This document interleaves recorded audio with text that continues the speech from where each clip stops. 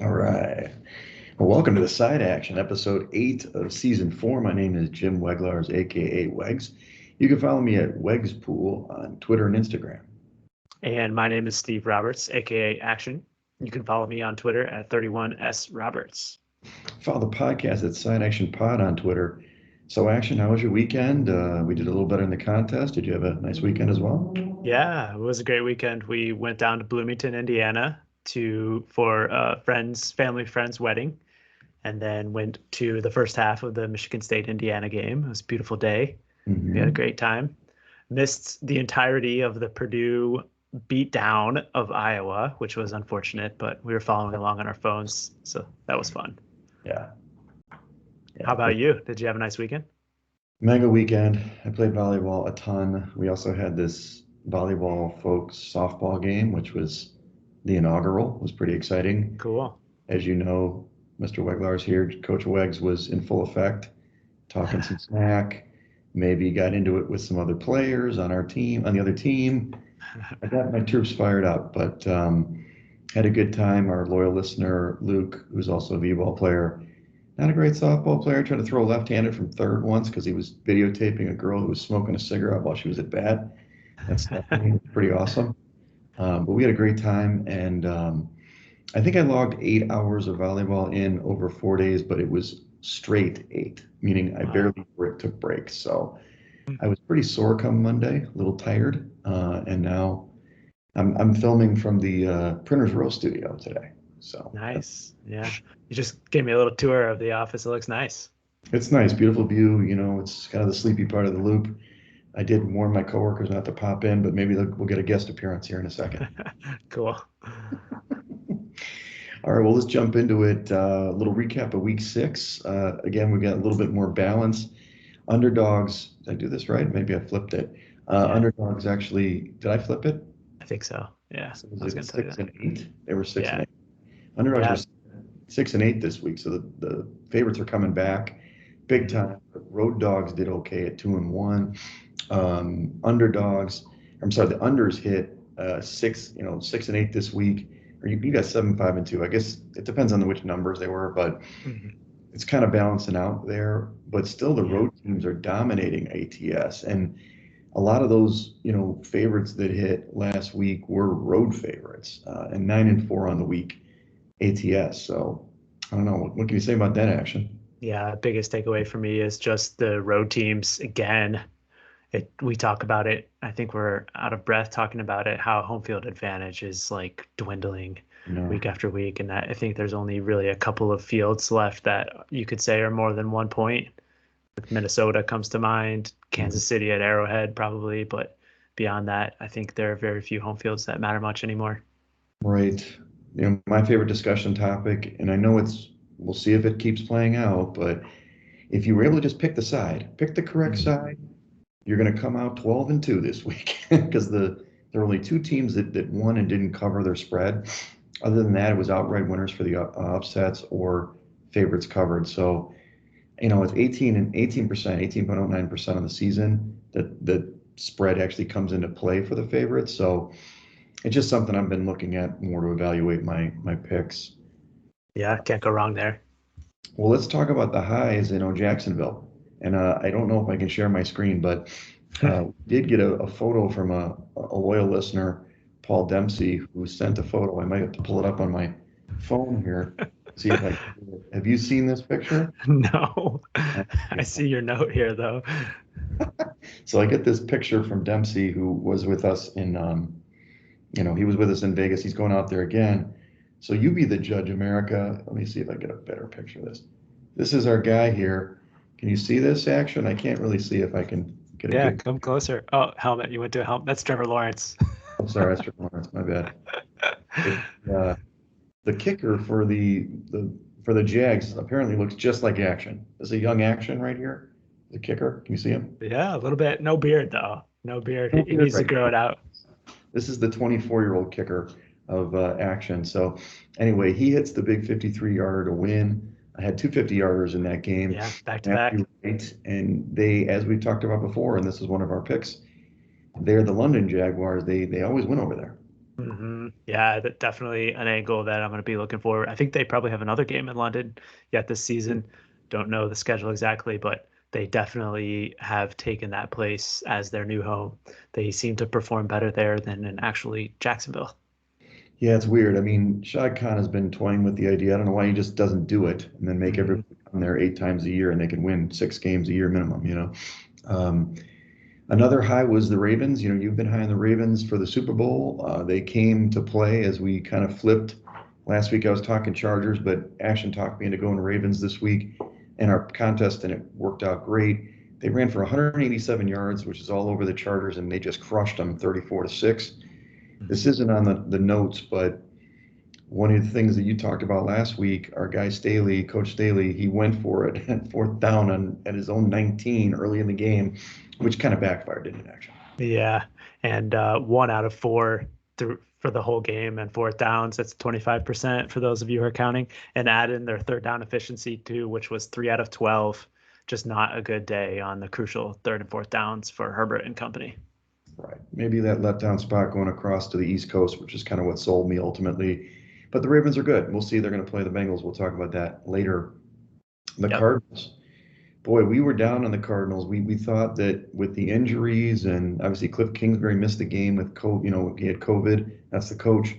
It didn't matter. They converted 8 of 15 on third down to kill the Browns, 37-14. Baker Mayfield goes down with an injury in this one, but apparently they were even more free spirited with that offense with Kingsbury not on the sideline. Yeah, I think I saw Vance Joseph took over the head coaching duties for Kingsbury, and he obviously has some experience in the league. So they came to play. That was certainly the most surprising performance to me of the entire weekend outcome. I think late, though, after we made our picks, the Browns, both starting tackles got ruled out. They So did. that was certainly a major impact as well. And add in Baker's re-aggravated injury, and the Browns offense just looks terrible. Now they've lost Kareem Hunt Right. as well, and you got to wonder where the points going to be coming from this team. Right, they got the new guy coming in too for that. So we'll see. They're going to have to play tonight. We're not going to talk about it too much because it's not, we're not going to pick in the contest, but we can get some insight for tonight. The last is Derrick Henry. This dude is destroying it action.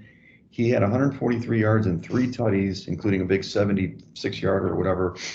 You know that he leads the NFL in rushing by 260 yards, and he's got 2 times as many rushing TDs so far as anybody else. I guess our boy Schwa, who picked him number one in the draft in fantasy, had the right idea, didn't he? Yeah, that was certainly a good pick. He came back to beat me in a fantasy matchup on Monday night by like 2 points. So I'm sure he crushed a lot of hearts in fantasy and really for the Tennessee offense. Coming back and winning that game against Buffalo was a big win for them and kept their division lead alive. Although, I mean, I'm sure we don't need to talk about it. Everyone who listens to us surely knows that Buffalo still should have won that game with McDermott's call on fourth down late. If Allen gets that probably 8 times out of 10, and then they go on to score the touchdown and they win the game. But Tennessee was going to cover either way for sure. They were going to cover. It was a really interesting play. You know, they tried to run the sneak and he slipped. And then what was weird about that down the stretch, Vrabel wasn't calling the timeouts. It was Mm-hmm. like this was it. They were going to win or lose, and he kind of came up lucky that they won the game. But you know that their Definitely. season probably will turn on that game. That's a big game in the AFC, you know, for tiebreakers and stuff. In the lows, it's Washington's defense, dude. You know, we actually were on the right side here. We picked the Chiefs in this one in our contest, but looked okay in the first half. I mean, the Chiefs have been bad in the first half, and then they've kind of come back, I guess. But you know, they were down 13-10, meaning the Chiefs and Washington's defense looked okay, but then 21 unanswered points. They gave up 500 yards, 499 total yards in this game. So this defense is, it's got to be, if it's not the worst, it's really close, and it's just shocking with those defensive line that they usually have. Yeah, definitely a bad performance. And that's despite getting 2 Patrick Mahomes INTs Hmm. as well. So even with those turnovers, Washington's final score there, losing 31-13 to the Chiefs, looks even worse. And on the other side, you kind of have to question Patrick Mahomes, especially the play near the end of the half where he just Right. dropped the snap and then seemed to be flustered and just kind of flipped it up in the air.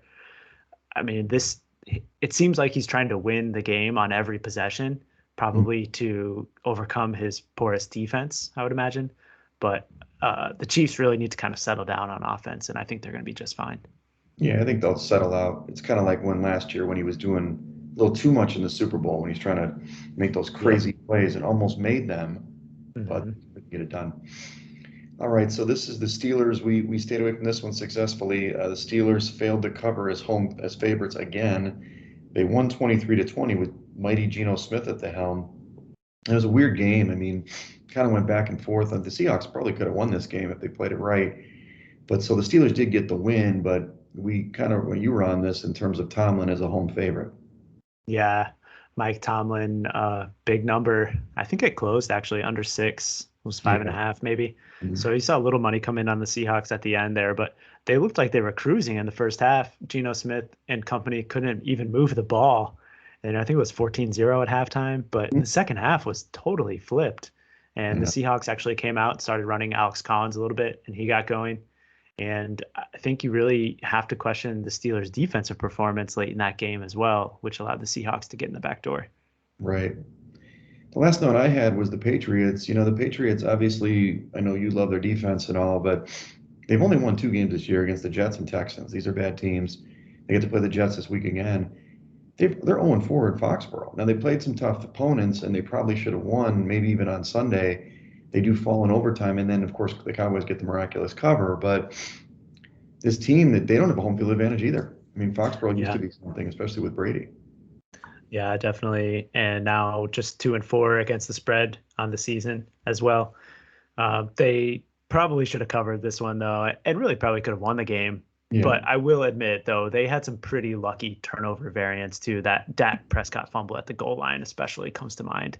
If it wasn't for that, then the Patriots probably would have been further behind. So um, can't question the cover there by the Cowboys. But now that's what, 5 in a row, 6-0 for the Cowboys on the they cover. Doing nice in the bye. unblemished on the spread this year so far.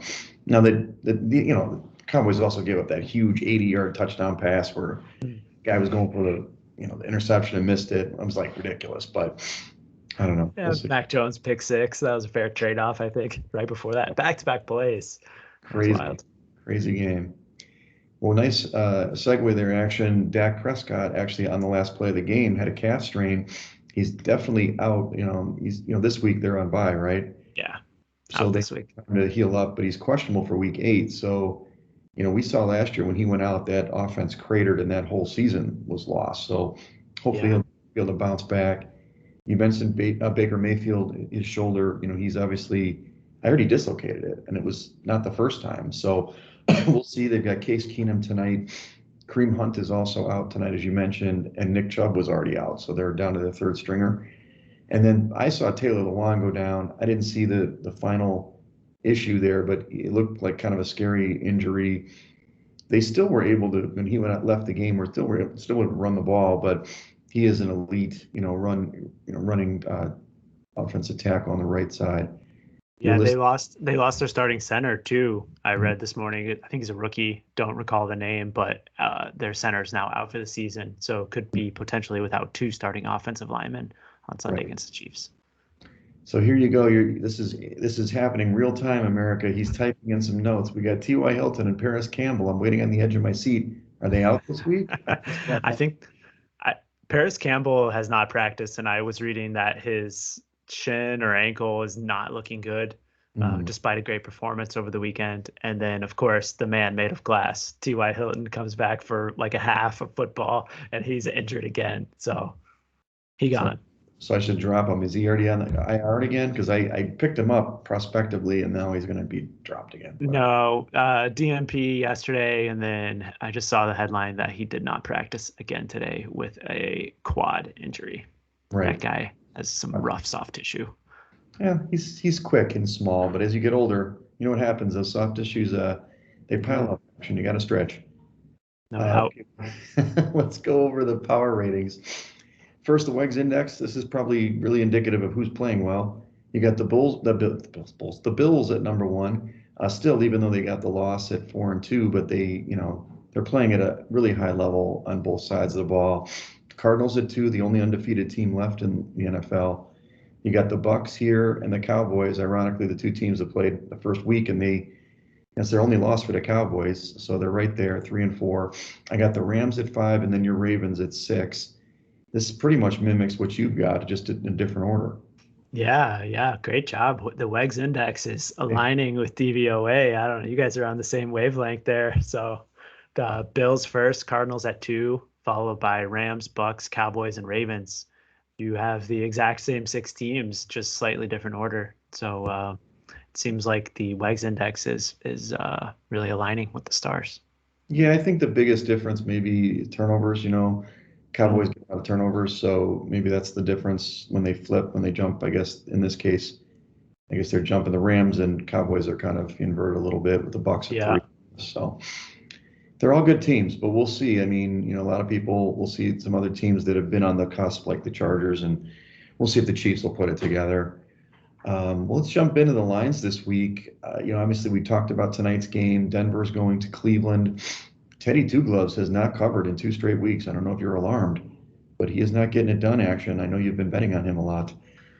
Well, yeah, I know he was a dog in Pittsburgh, so that's his usual spot. But last week we didn't talk about the Broncos. Probably could have been in the ugly category too. That performance against the Raiders on Sunday was terrible, Hmm. and they were favorites. But I did read that Teddy was a little bit knocked up.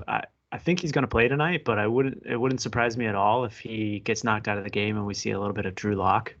And on the other side, you mentioned Case Keenum is starting for the Browns.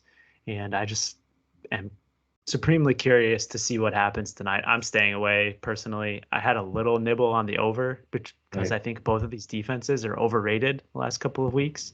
And I Hmm. think that 40 points is a supremely low total.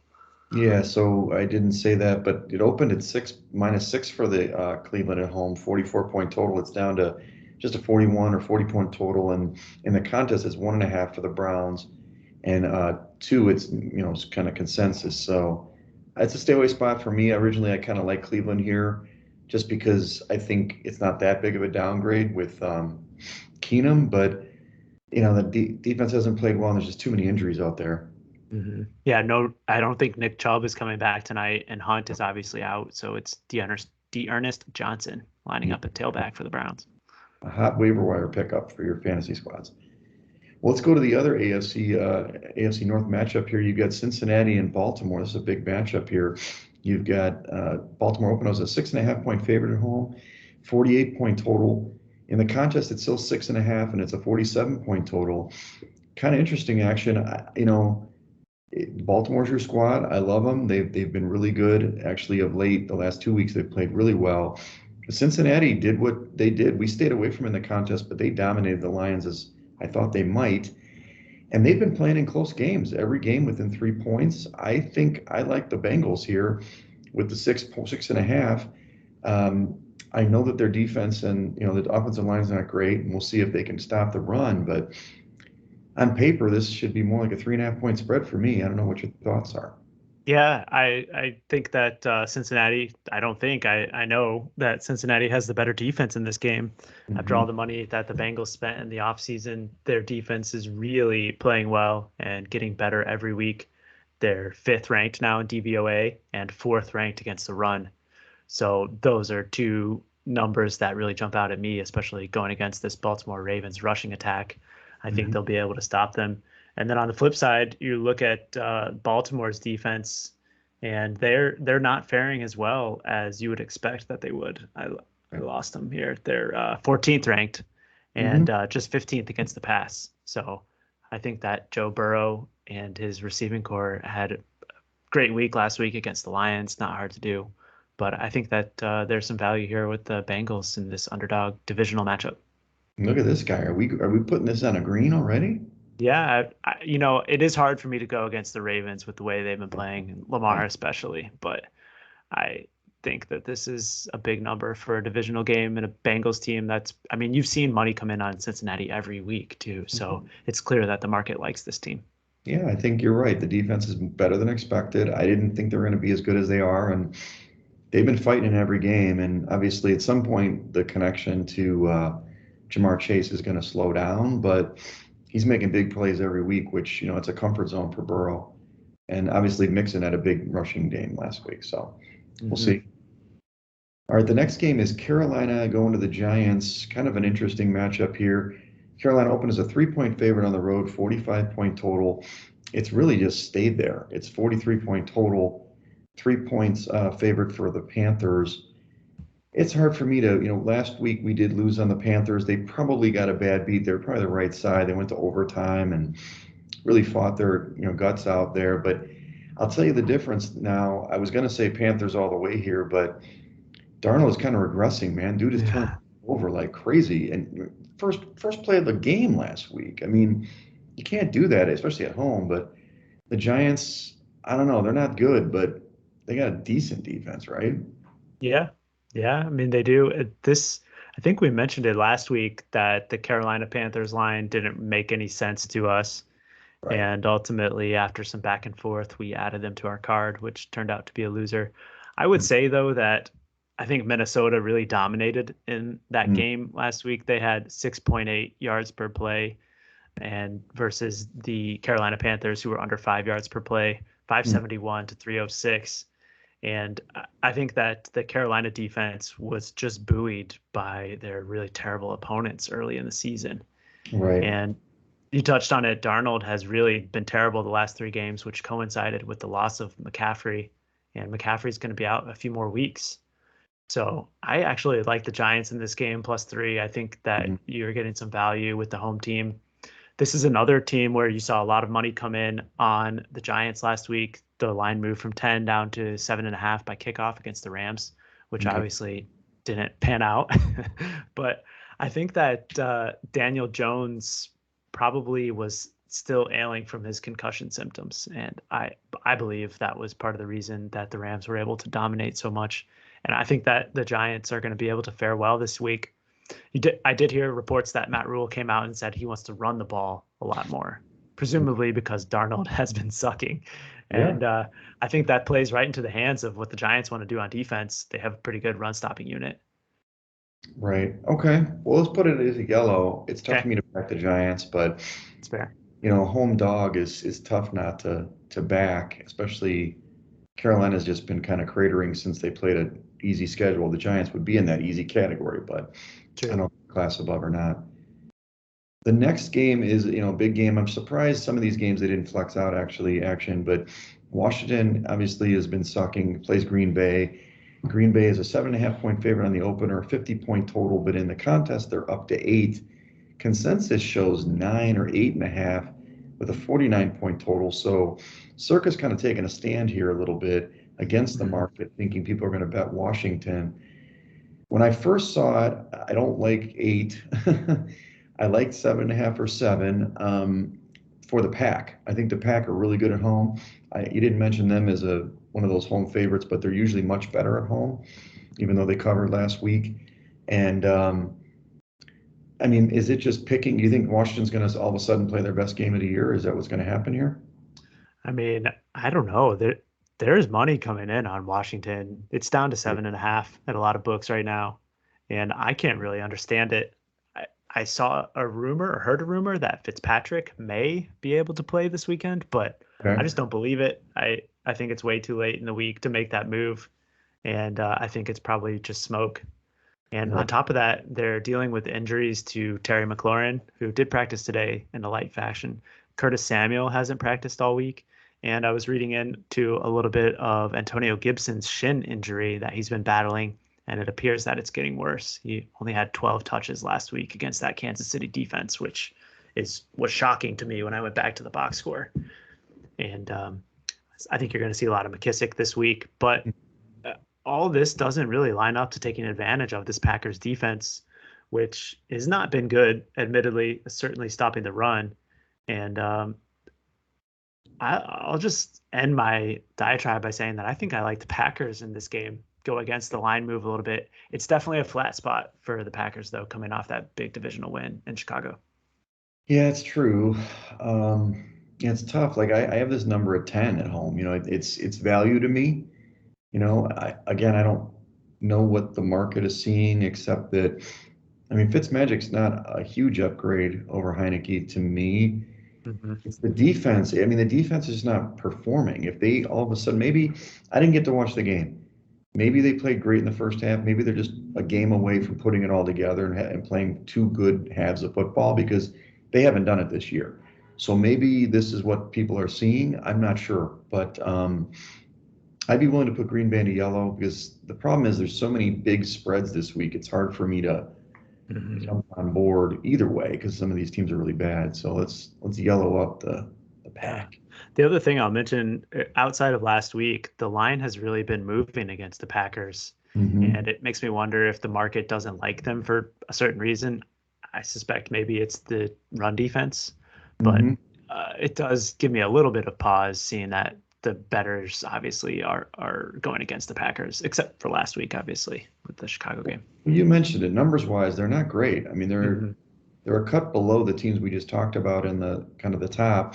I'd say they're kind of in that, maybe I don't know, second, third, or second quarter of the league instead of the top quarter. I mean, your defense, like you said, hasn't been as good, and the offense is pretty dependent on one guy in Adams. They got to run the ball better. Yeah.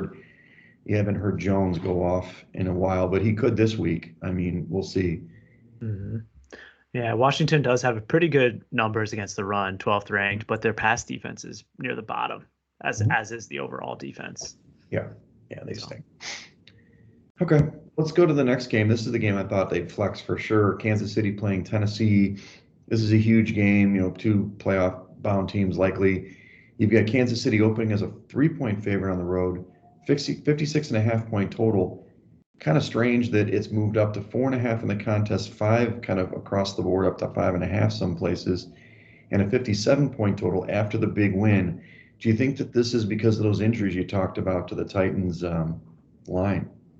yeah, and I think it's just a move against the Titans because of their porous defense. I mean, you're looking at two defenses here that are pretty much on par. KC's now 31 and Tennessee's 28th. Right. But when you go to the other side of the ball, you have a vast difference in these offenses. Despite Derrick Henry's ability, the Tennessee offense has not lived up to its expectations this year, especially the pass catchers and Ryan Tannehill. And I think that I would give the edge to Mahomes and the Chiefs in this matchup. And I personally have already laid the Chiefs here, and I think that I would side with them in the contest. It's weird because I'm on the opposite side metrically because these teams are even in my book, very even. They're close, and yet you're getting 4.5 at home. I mean, you could get the short week letdown spot after the big win. I can see on that one. So maybe you could talk me to the Chiefs on Sunday. Right now, I'm not on board with the action. Okay. The Chiefs defense performed better than anticipated last week against Washington too. That was one thing that I had in my notes. Well, they have to, right? I mean, that's where obviously I thought Heineke was going to be better in the second half. They got shut out, so that's big. Mm-hmm. Okay, well we'll just leave it off for now. Maybe you'll Okay. talk later because there's again as we go further on, I'm not liking a lot of these games to be honest with you. So we've got Atlanta at Miami. This is why don't we send this one back to send both these teams back to London. You've You got don't want to flex this one? flex this to London at 8 in the morning. You've got Miami as a 3-point favorite at home as the opener, 48-point total, but it's flipped all the way to the Falcons 2.5 on the road, 48-point total. Tua, I mean, obviously they lost the big game to the Jags, but he came out decent. I heard he was passing. You were saying he was very inaccurate when we talked after that game. Yeah. But, I was go ahead. I was on the road and listening to the Jaguars broadcast, so I think there was a little bit of homerism there. But they kept saying left and right, "Well, another bad pass by Tua." It's hard for me to lay the points with the Falcons on the road. I don't see that. I kind of more see Miami at home on this one. I'm not saying it's a contest pick, but I think metrically these teams are a little closer than it shows. I know there's not a home field advantage, but Mm-hmm. if you do the normally 2 points that I usually do, this should only be, I don't know, I think Atlanta should be maybe 1-point favorite or a pick. I mean, I'm getting 2 points, 2.5 points at home. I'm also, this is kind of strange. We don't see this often. Miami's coming back from London and doesn't get a bye. Yeah, It's weird. Um, yeah. it's a scheduling spot. So maybe that's the theory here with the line. Oh yeah, that's without a doubt that is built into this line. I think that this was a give. I actually wasn't aware of it until the other day that they chose not to take the bye this Hmm. week and requested one later in the season. Hmm. And I think that is a huge factor in this game. Um, Granted, it is not as big of a flight as if they were going back to play on the West Coast, back to the Eastern time zone. But I think that, and on the other side, you have a double advantage because Atlanta is coming off of a bye in their own right. And Mm-hmm. so they're getting back and healthy. And I think this is a spot for the Falcons. I Okay. do. We saw Kyle Pitts get some more run out in the game in London. And surely I know that Ridley and Gage are supposed to be back this week too.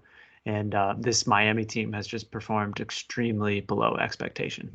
Yeah, I know. They've been a big disappointment for me. Okay, maybe we're gonna be chasing the Falcons again, huh? Okay. Let's put them in as a yellow. Okay. I'll tell you, I like 2.5 better than 15 or something. So, as you'll see in the future games. All right, let's talk this next game. This is the last game of the 1 o'clock set. It's those Patriots hosting the Jets again. Patriots are open as a 7-point favorite at home, 43.5 point total. Now it's 7 in the contest. It's seven painted everywhere, as they say. 42.5 point total.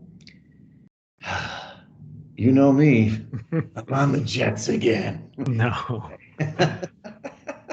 Coming off the bye. No, look, I don't think New England's any great shakes. I don't think we should put it in the contest, but I think the Jets are going to play better than 7. I don't. It's a big number for the Pats to cover, and they haven't covered one or won a game, let alone at home all season. Yeah, I'm on the Patriots here. I just went back and looked at the week two box score, and they just had Zach Wilson under pressure all game.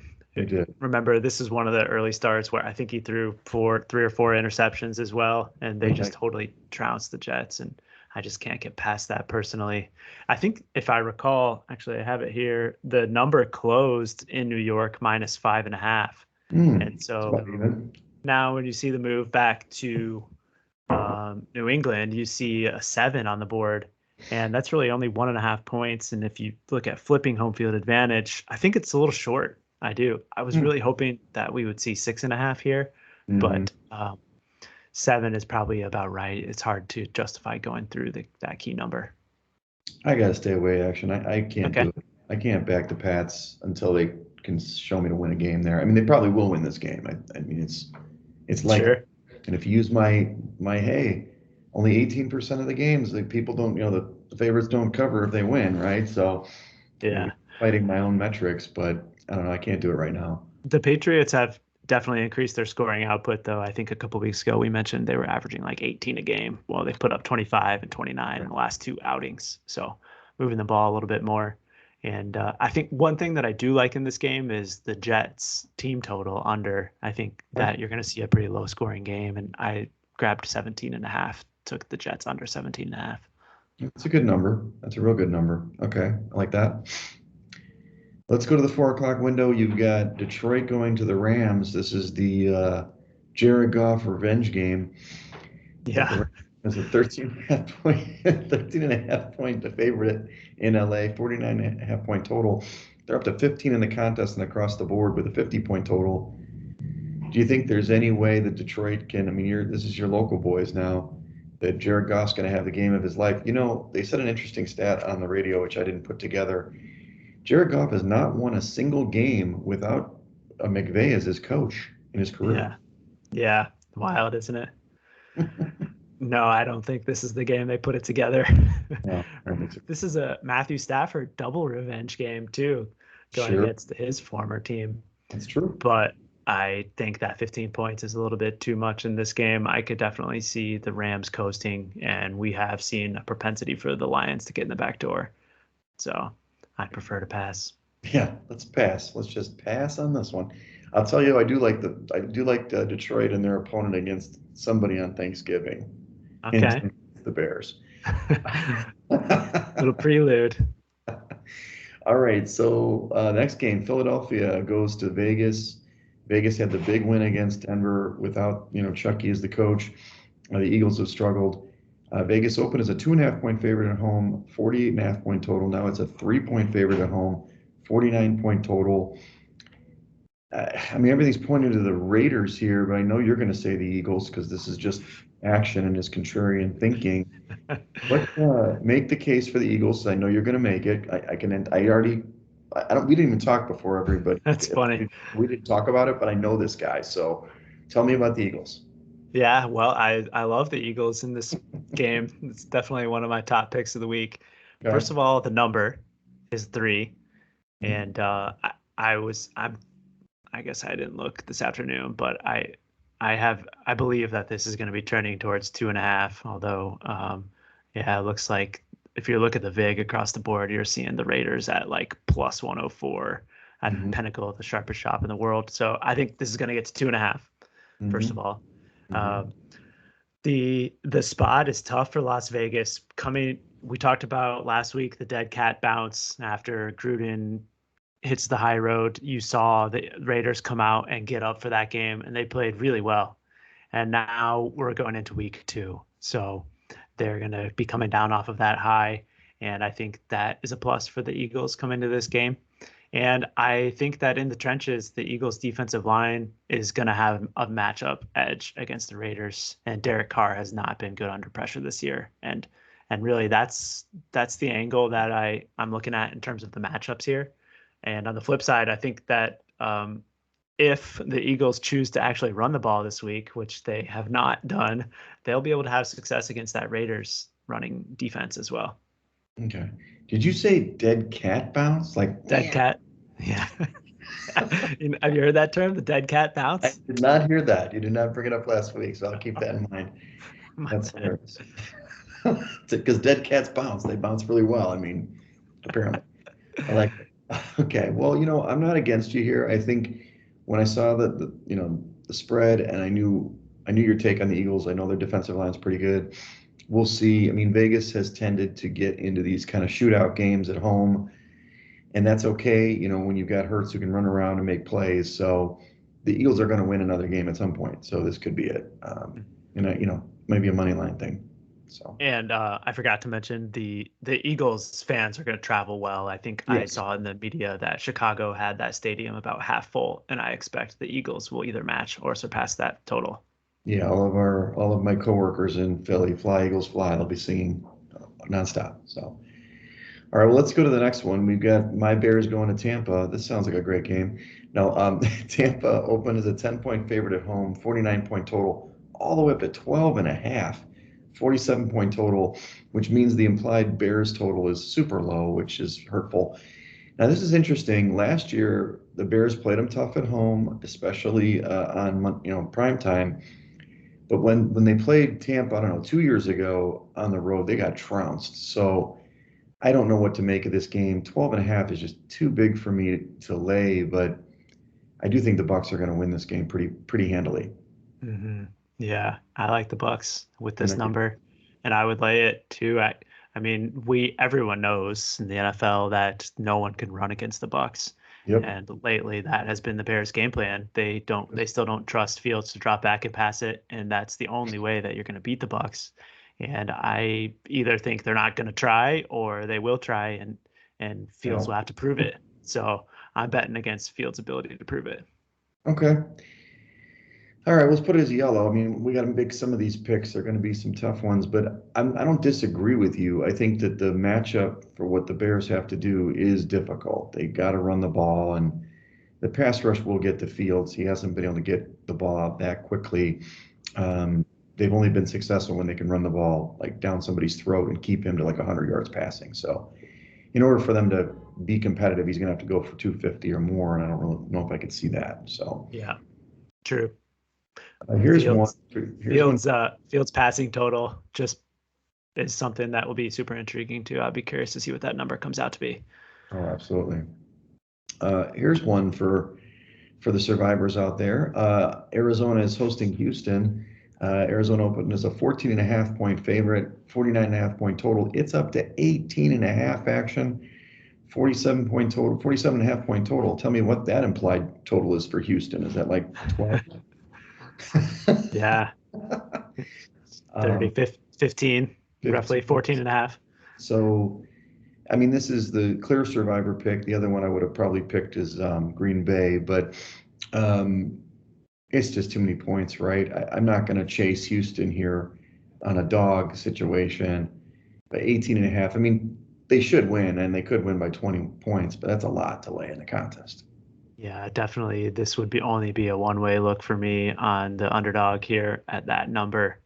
And I think you could maybe talk me into it. I know we have a lot of yellows on the spreadsheet here, but I heard another rumor that Tyrod Taylor was Mm-hmm. trending towards positive day to Mm-hmm. day, according to David Coley. And that's definitely something that we should monitor Sure. leading up to Saturday morning. And on the other side, I just don't really see any incentive for Arizona to go out and run up the score in this game. It's an Right. AFC opponent. They got their big win last week, statement win against the Browns. Right. And I could see them just packing it up early in this one, and especially with Kyler Murray's banged up shoulder. And the only thing that gives me pause is DeAndre Hopkins and his willingness to want to put up a big number against his former employer. Sure. Sure. Revenge game. Got to put that in there. Yeah. I mean, Murray obviously was a little banged up. He played great last week. Maybe they call quits early, but I mean, the Arizona defense played really well against, the Cleveland Mhm. last week. So maybe And Tyrod can do it, like you said, but even with Tyrod, we'll see what happens. I was disappointed in Houston's ability to score at all against Indianapolis last week at the over in that game, which came in nowhere because Houston scored 3. I know. We were thinking about that's another spot that maybe Houston could come at least cover, but no way. So, well, good transition action. The Colts, right here we go on Sunday Night Football. The Colts are going to San Francisco. San Francisco's coming off the bye. 5.5 point favorite opener for San Francisco at home. 44.5 point total. It's down to 4 in the contest and kind of across the board, or up to 4.5. So 44 point total there. The Niners also have been putrid at home under Shanahan. I actually like your Colts here, which is weird for me to say, even though off the bye teams are really good usually. The Colts are turning the season around. Do you buy into that? I mean, I'm not saying Wentz is the answer per se, but I think that they're starting to play better football, and they play poorer opponents, but they seem to be getting better on offense, and then defensively they're playing a little bit better. But how's that run defense against San Francisco? Yeah, that's a great question. Let me see here. I did see a little weather in the forecast. Um, Coincidentally, Action and Melissa and her brother Mark will be in attendance on Sunday night in Oh, Santa nice. Clara for the big game, and we are packing our raincoats because it's going to rain on Sunday. And I think that's probably why you've seen a little bit of money hit the under in this total. I think it opened at 44 and a half and down even below 44 in some places. Hmm. Um, Indy run defense coincidentally is number one, Wags, in Ooh, rush DVOA. better So than Tampa, huh? Hmm. something to keep in mind. I did see that Jimmy G is practicing this week, and by all accounts, he's going to be out there leading the Niners on offense on Sunday night.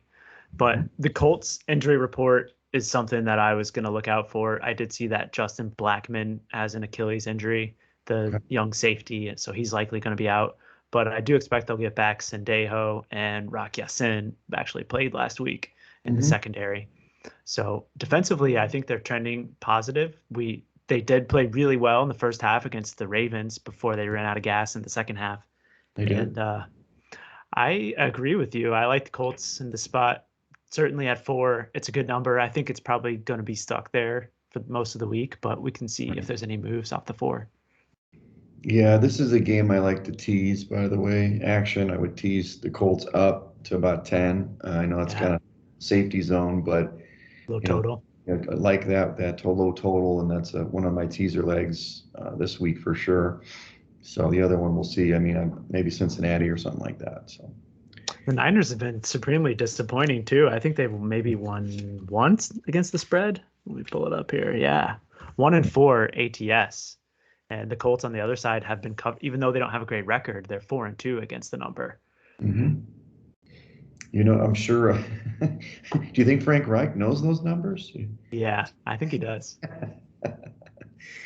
Okay, And well, I mean, another you mentioned Frank Reich. mhm. Historically, his team has improved as the season has gone on, and every single year he's been in Indianapolis. So I think that if there's any time to get on the Colts bandwagon, it's now.